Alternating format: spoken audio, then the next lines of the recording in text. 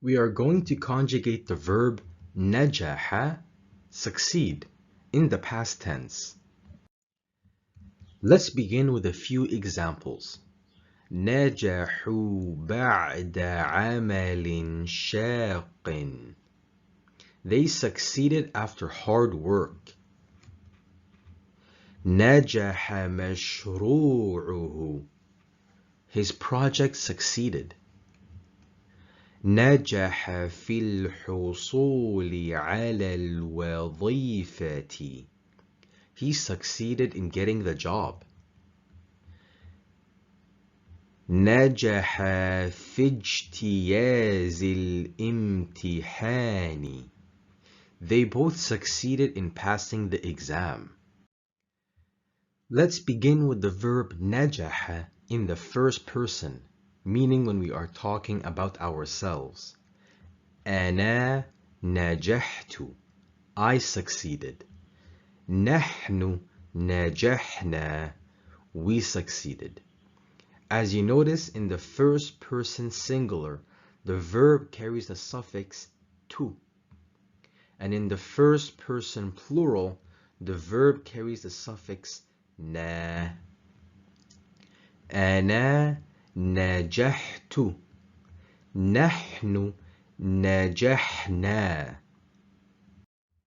You need to remember that the suffix for the first person singular, نجحت, carries ta with dhamma. نجحت, I succeeded. Because the past tense can carry ta with fatha. نجحت, which means you succeeded, for singular masculine. Or carry ta with a kasra. نجحتِ, which means you succeeded, in the feminine singular form. Now the past tense of the verb نجح in the second person. أنت نجحت. You succeeded, singular masculine. أنتِ نجحتِ. You succeeded, feminine singular. أنتما نجحتما. You succeeded, masculine dual. أنتما نجحتما. You succeeded, feminine dual. أنتم نجحتم. You succeeded, masculine plural. أنتن نجحتن. You succeeded, feminine plural. As you notice, the verb in the second person carries all the time a suffix at its end. All the verbs you are seeing carry the letter ta. Ta is for singular masculine. Ti is for feminine singular. Tuma is for dual, whether it be feminine or masculine. Tum is for the plural masculine, and tunna is for plural feminine. As you notice, the pronouns and the verbs share the same ending alphabets. أنت نجحت. أنتِ نجحتِ. أنتما نجحتما. أنتم نجحتم.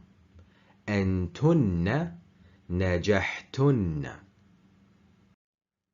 And now the past tense of the verb نجح in the third person. هو نجح. He succeeded, masculine singular. هي نجحت. She succeeded, in the feminine singular form.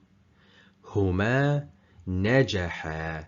They both succeeded, masculine dual. هما نجحتا. They both succeeded, feminine dual. هم نجحوا. They succeeded, masculine plural. هن نجحن.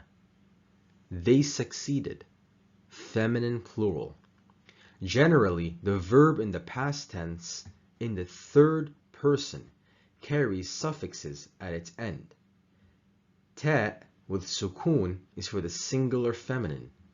The alif is for dual, whether it be feminine or masculine. U in najahu is for the plural masculine, and na is for the plural feminine. If we summarize the grammar rules for the third person, ta with sukun is for the singular feminine. Alif is for dual, both masculine and feminine. U, as in najahu, is plural masculine, and na is for the plural feminine.